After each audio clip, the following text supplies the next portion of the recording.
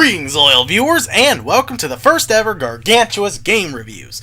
And what better way to kick off this series than to talk about a important staple of my childhood, that being Spyro the Dragon. But first, a little history. In 1994 came the birth of a friendly neighborhood company, see what I did there, called Insomniac Games. They began with a pretty dang good first game called Disruptor that, despite receiving generally good reviews at launch, was a commercial failure.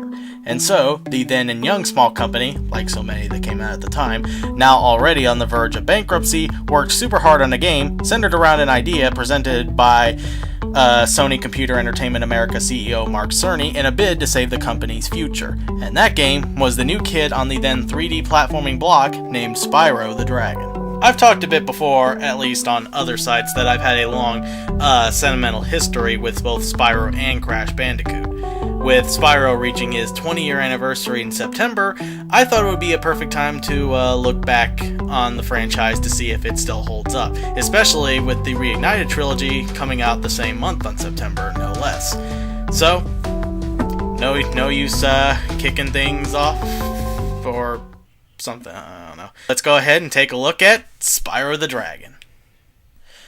The game starts off with one of the many familiar and rather charming staples of the trilogy in the world of dragons. That is, except for the third game, but we'll get to that in a later date.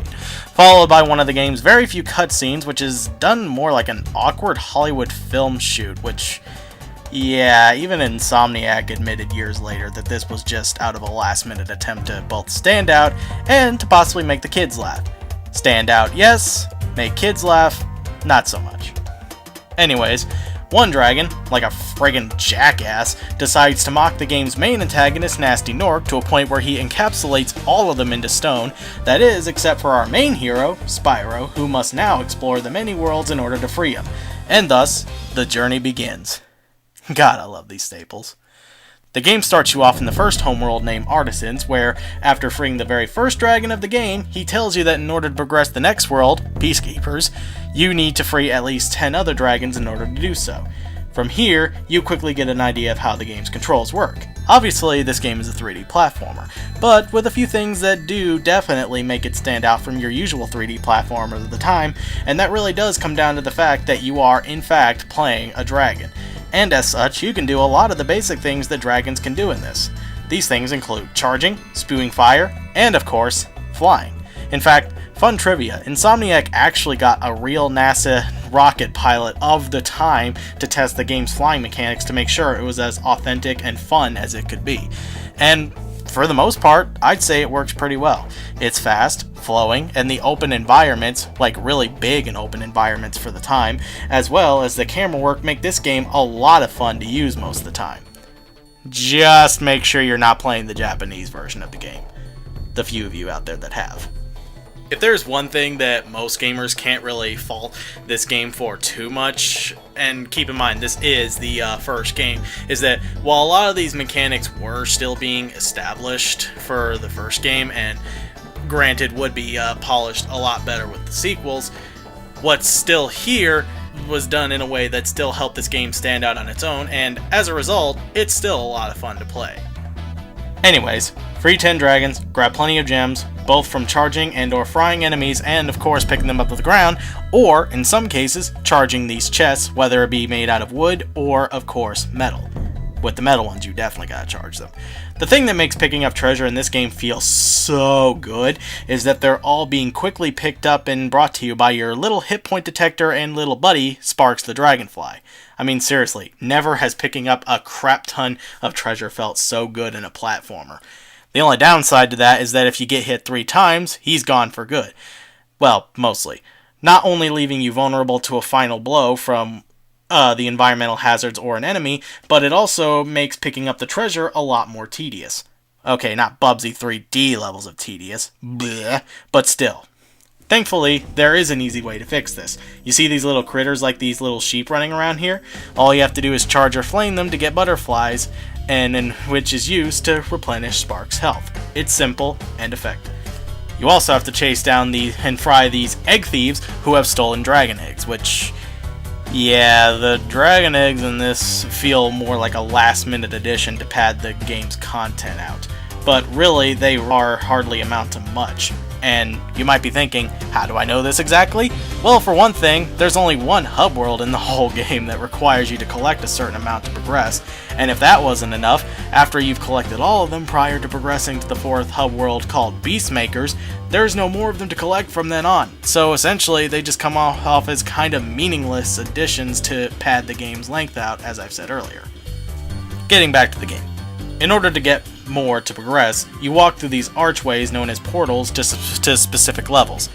The thing you'll notice very quickly about the levels in this game is that, much like the hub worlds themselves, not only are they very beautifully vast, colorful, and detailed for the time, but every single one of them in this game, at least in the first game anyway, are designed in a way that they feel more like they fit and belong with the hub world that they're in.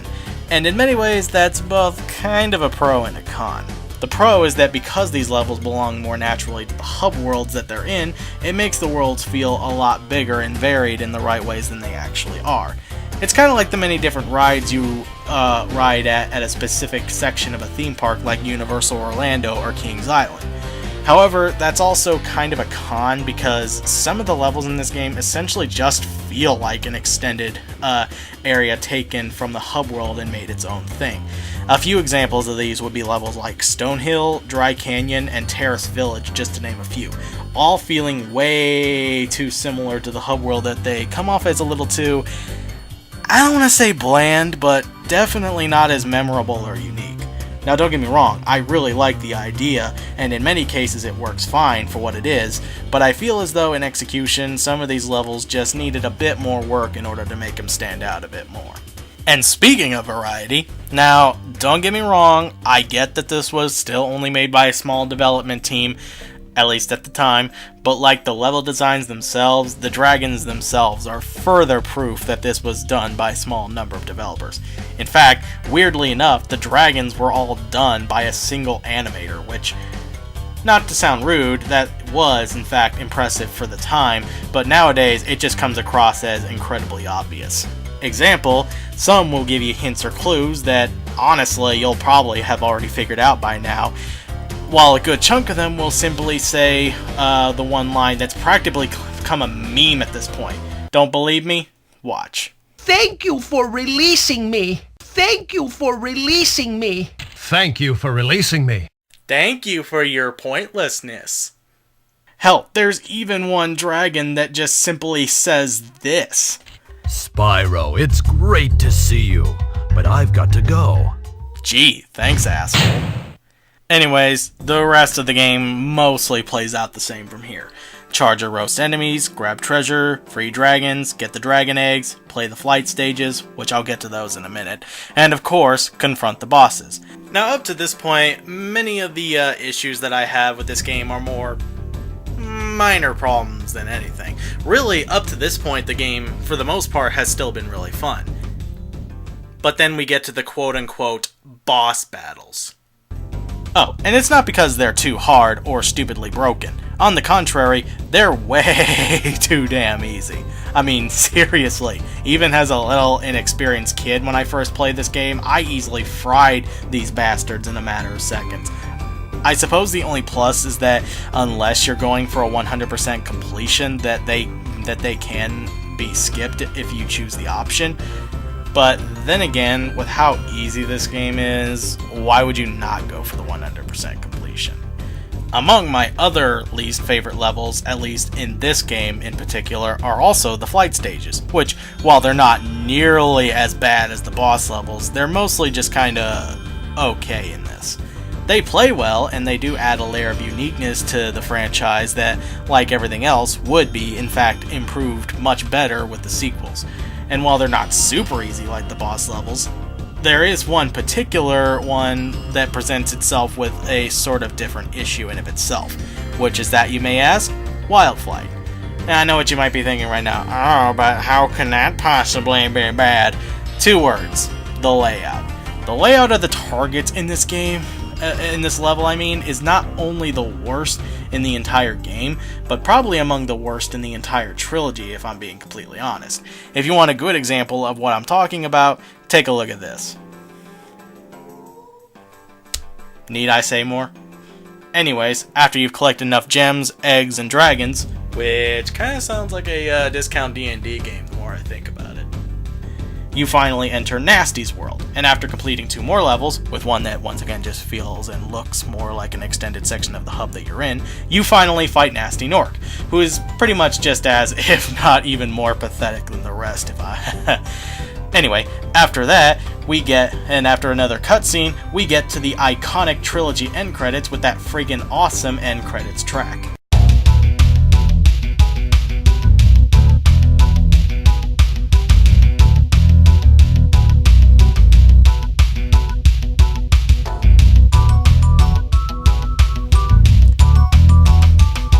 Friggin' awesome.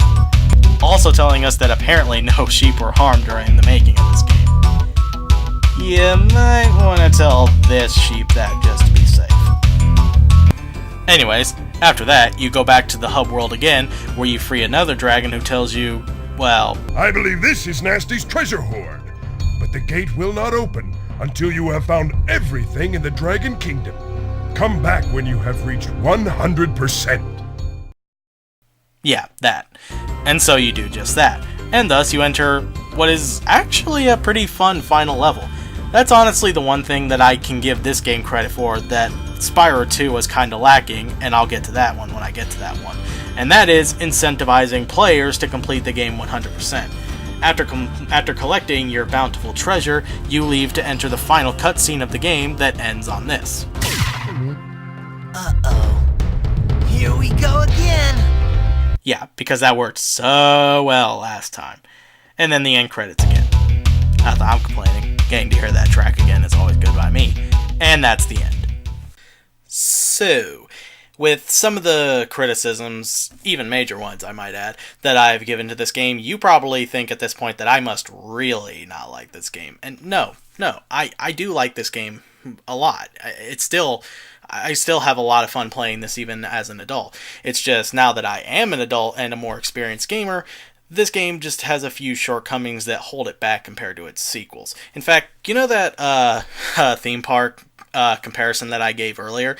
That's how I can sort of compare this game to a simple yet enjoyable roller coaster ride at a theme park. It has its shortcomings, sure, and of course there's those obnoxiously long waits between them, which, not that this game has them, but in the end, you'll most likely come out of it thinking, you know what, I still had a damn good fun time. And that's why I, King Gargantuous, give this game 7 dragon statues out of 10. As a first game in a trilogy, it has its shortcomings, sure, which is sort of to be expected and is kind of obvious now as an adult, but for what it does, it sets things right for an overall great trilogy. Its gameplay, simple but fun. Its main character, still likable, though, again, done better. Its environments are beautiful, and of course, a kick-ass soundtrack by the rock legend and former drummer of the Police, Stuart Copeland, who loved the music he made for this trilogy so much so that some tracks even appeared in his later works like The Amanda Show and his own album, The Stuart Copeland Anthology. Does it all work? Like I said, no. But was it expected to as the first game in a trilogy? Probably not. If you're as forgiving of this game's faults as I am, then I would definitely recommend it. Just to see where the series began, I guess. If not, then any of the sequels that I've mentioned would most likely be a better bet for you. Take that for what it's worth, pop this game in, and let the adventure begin once more. I'm King Gargantuous, and if you'll excuse me, I've got 2 kick-ass sequels to this game that are just waiting for me to play.